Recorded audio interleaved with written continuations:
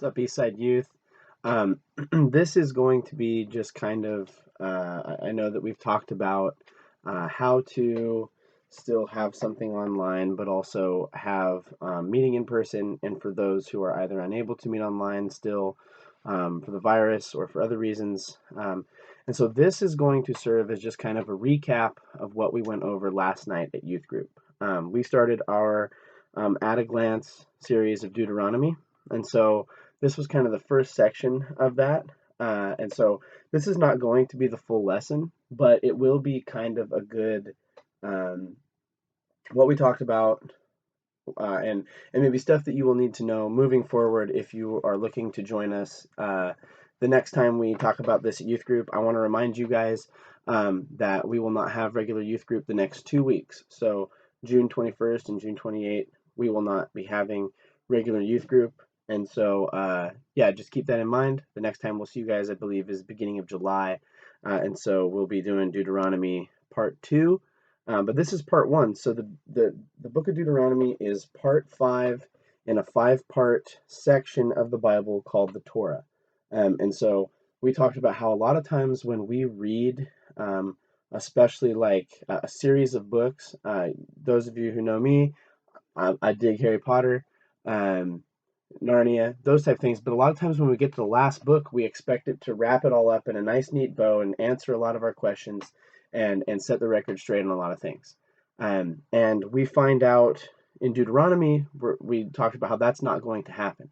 And really, Deuteronomy is just a big sermon or a big message given by Moses to the people of Israel. They're right on the edge of the land, so they've just finished wandering around in the desert for 40 years.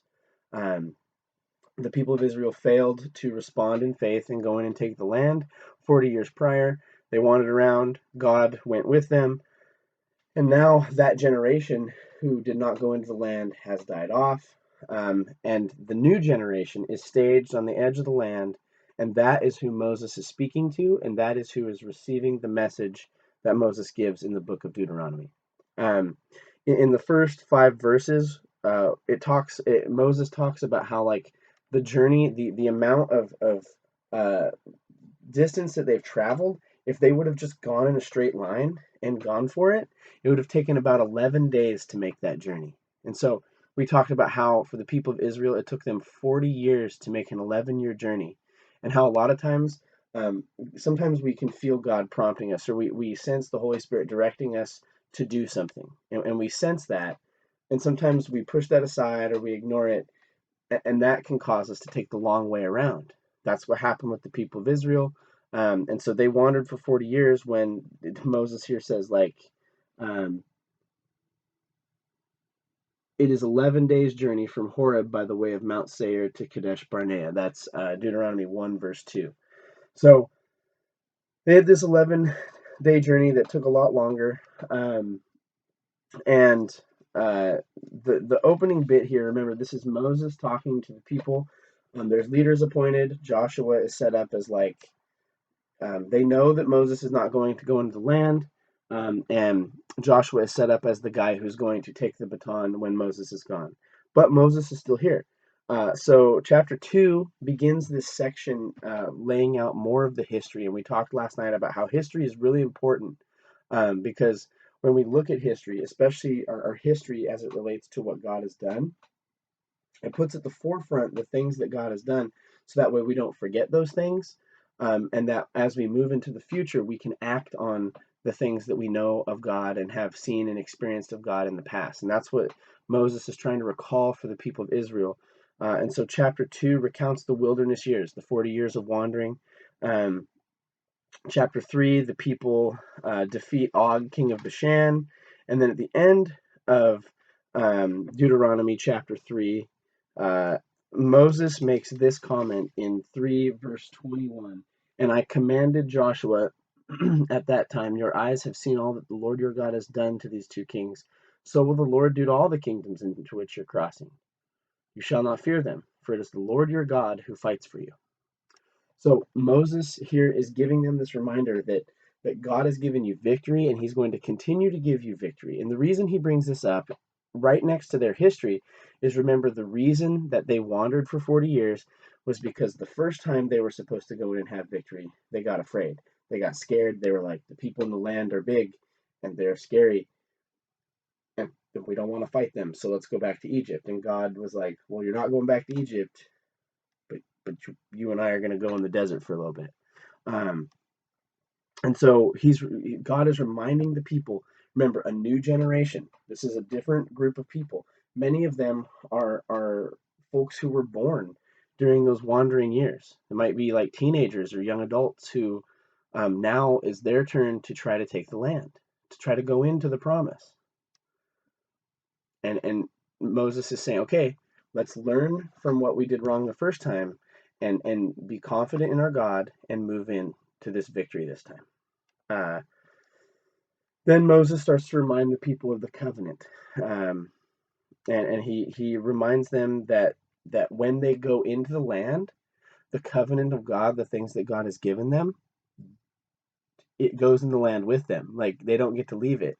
So when they go in, those things are all going to apply. They've still got to be the people of God in the land of promise. And then there's a warning of idolatry, against idolatry, in Deuteronomy chapter 4, starting in verse 20. And I want to read this because I want to read parts of this.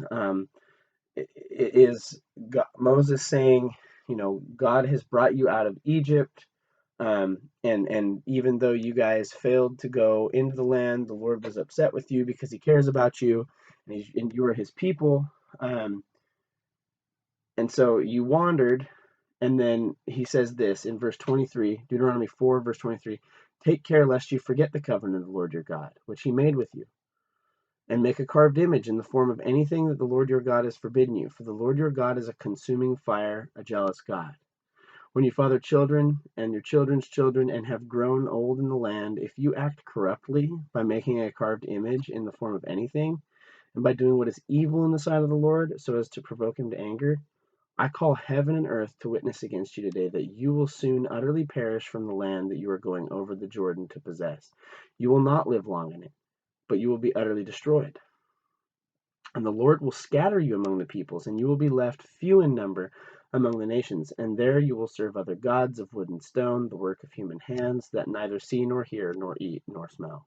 So here we have this new bit. So up till now, it's been God is going to give you the land of promise. He's going to bring you into it. God can do this. He's going to do this. And here we hear from Moses that if you go in, when God has brought you into the land of promise, when you go in, if you then go in and begin to worship the gods and the idols and the stuff that is in that land, God will allow you to be taken away from the promised land. That's what the message to the people of Israel is here. And that's kind of like a first time deal that they've maybe heard that.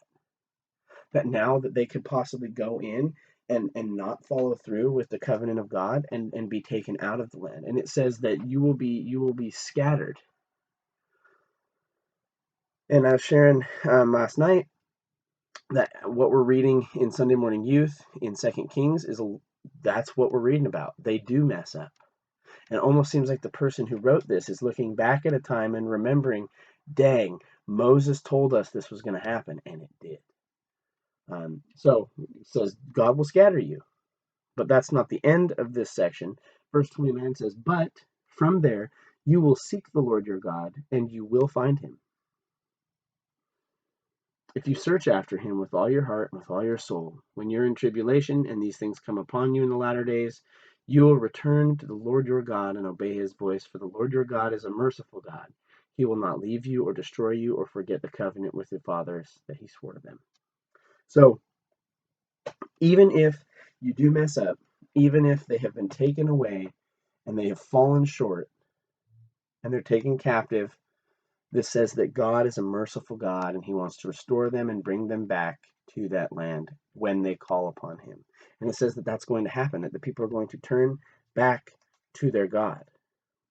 So Deuteronomy then not only has this idea that the people are going in to take the land, but it's looking at a time much farther away when the people of Israel will fall and then return to a land that they once knew. And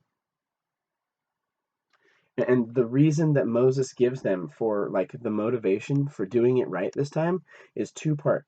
He says, based on what we know about God, what we've interacted with him so far, he says it's two reasons why we're going to do this. One, because it says in Deuteronomy 4:20 or 39, know today, lay it in your heart that the Lord is God in heaven above and on earth beneath, and there is no other. So who God is, that is part one. He is able, he can, and he will do these things. He's promised them. God has done nothing but uphold his end of the deal.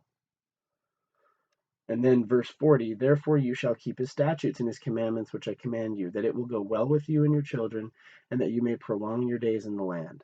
Do the stuff that God has said. Which, all of that stuff is just designed for the people who see the people of Israel, the people of God, and go, they're different. What's that about? I want to know more about that. Why are they like that? I want to know more about their God.